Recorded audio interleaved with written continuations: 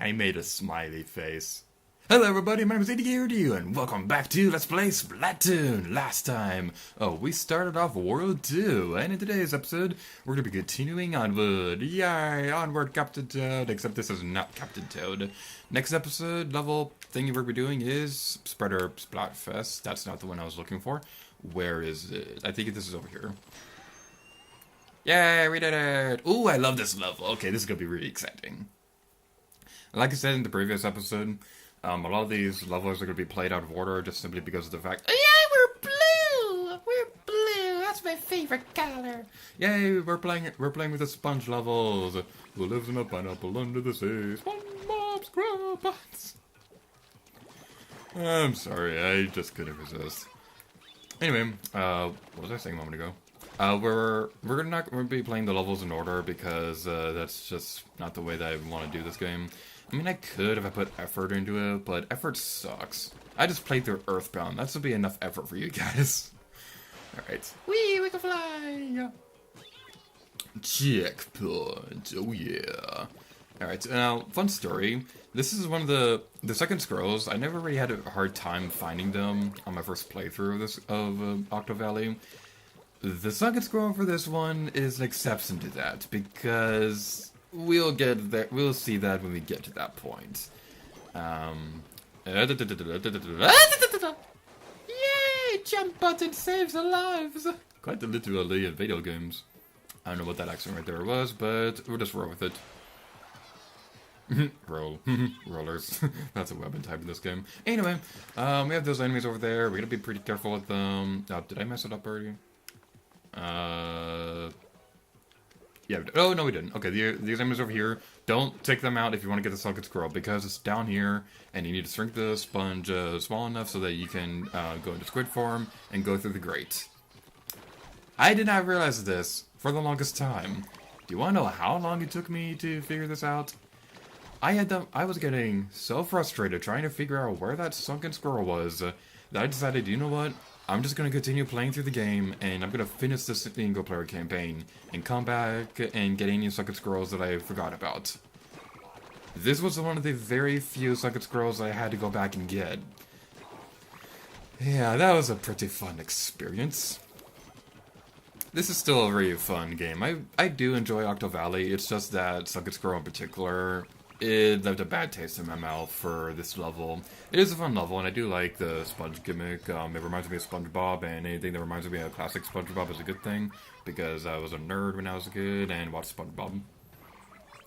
Oh, now go and grab that Zapfish! Yay, Zapfish! And jump. Hey, you're not fully blown up. Okay. Yay, we blew it up. And let's go collect the Zapfish! Oh yeah.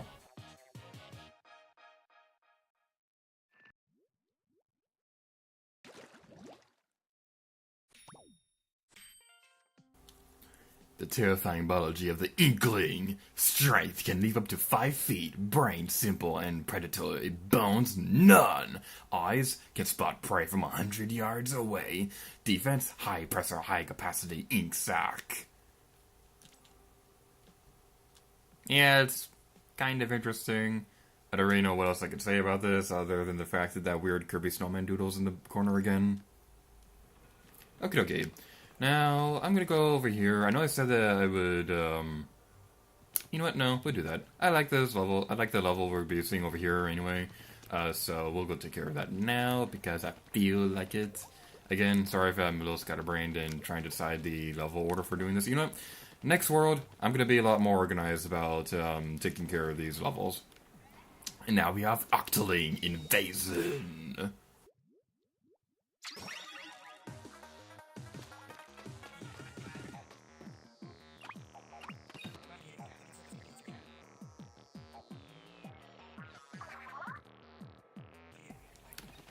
These scallywags can turn into octopuses and swim in ink too.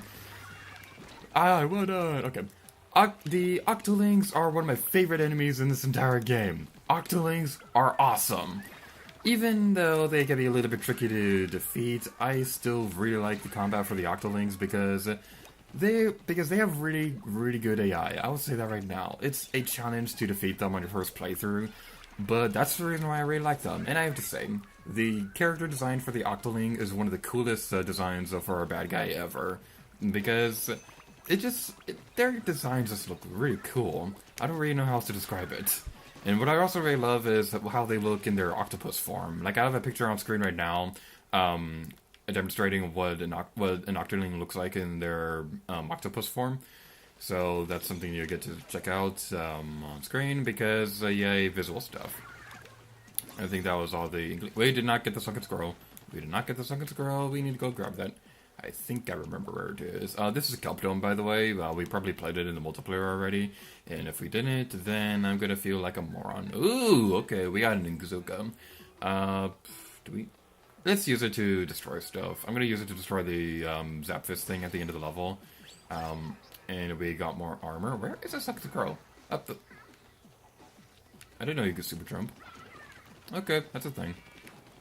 Something worth mentioning is that... Okay, well, we got a good visual of what the octopus form looks like right there. So I may end up not have that picture on screen anyway. But you know what? I'm going to do it anyway. Why not? But as I was saying, as I look for the second score, I'm going to tell you guys a little bit of something that's pretty interesting about the development of this game. There is coding in the game in this game where that hints at the fact that Octolings may have been playable at some point in the game's development. Personally, I don't think this is going to be the case because I think they may have just done that to make it easier to program the AI for the Octolings because it really does feel like the Octolings AI... Okay, there is a second girl. It really does feel like the AI for the Octoling was like something that was like pre-recorded or something like that. I don't really know how else to describe it. What I do think it would be cool to play as an Octoling. I'm just not entirely sure if that was going to be the case or not. And without further ado, unnecessary epicness!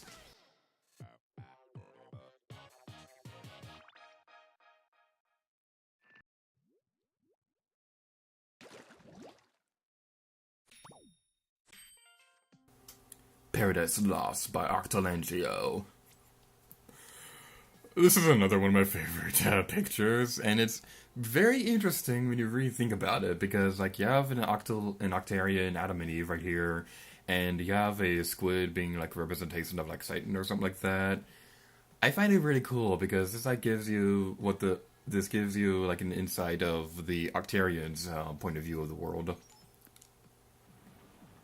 Alright, and now that we've done that, passing on checkpoint recovers a second maneuver life gauge. Okay, I already knew that. I probably didn't explain it already, but okay. You're stealing my job, tapping kettle first.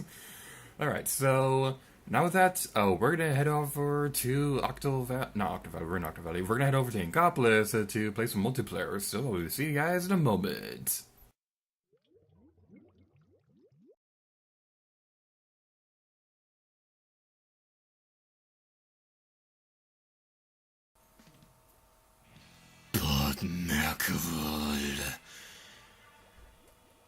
Okay. In case you guys couldn't tell by my tone of voice right there, I hate Pard Macro with every fiber of my being. Pard Macro is my least favorite stage in Splatoon. I understand why people don't like Mori Towers. I like Mori Towers. We'll get more into that when we see that stage. But why is it not cool to hate Pard Macro? I'm sorry for yelling, but the gameplay you're gonna see right here. This is footage that I've been archiving for months, so you're not really gonna see my live frustration. This is post commentary, by the way. But Pard Macro is my least favorite stage in Splatoon, and the reason, it is pointless. There really is no reason why you'd have a stage like this, because you can already hide in the ink to hide from your enemies. You already have specials, not specials. You already have things of equipment that give you the ability to hide in your ink more safely. So there's really no reason why you'd have a stage like this where you can hide around barriers quickly. And as you saw right there, that is like one of the most jerkest uses of a splash wall in history. You can, and somebody's squid bagged right there, which is also pretty rude.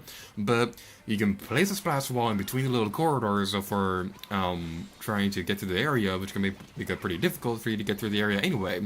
And on top of that, when you're going through the corridor, somebody can sneak around the corner very easily and defeat you. Pard Macro sucks. This stage sucks. I'm sorry to the people out there who like pork mackerel. This is just something that I've been wanting to get off my chest for the longest time. I hate pork mackerel with every fiber of my being. I'm sorry to those people out there who like this map. I'm just not one of them. I promise I won't be this negative throughout the rest of this Let's Play. I just had to get this off my chest, and I didn't want to sugarcoat my opinions of the stage. But like I say, I not to sound egotistical or anything like that, but I was honestly pretty impressed with how well that match went.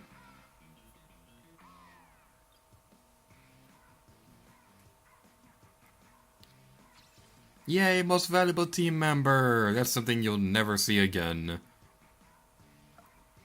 At least when you're talking about me and being on pork mackerel and things like that. Anyway, on to the next map. Voila Warehouse. Oh yeah. I'll tell you this right now. Looking for the footage to use in these videos when I'm going to be using post commentary to explain stuff.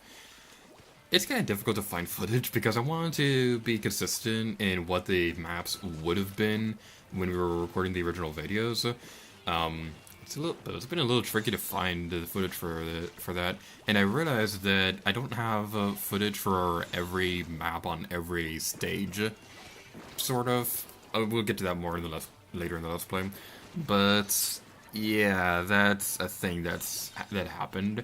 It's not like I'm gonna absolutely need to demonstrate every map on every stage. That's not something that I plan on doing. I know that James Rose did that on his Let's Play, but I'm not gonna be doing that for my Let's Play. And speaking of which, something kind of interesting was the fact that during his Let's Play, when he was doing that game, the way he handled the online multiplayer was that the two of us would play one-on-one matches, and he sped up the footage for it. So yeah. I helped out with his Splatoon Let's Play, so that's today's Just Love, Lady Gear to you.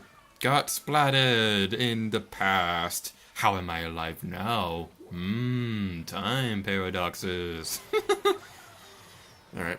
One thing that's pretty interesting is the fact that you can, I believe it's this stage, I might be wrong, it might be another stage, but one of the interior stages in Splatoon, Nintendo rendered a town outside of them.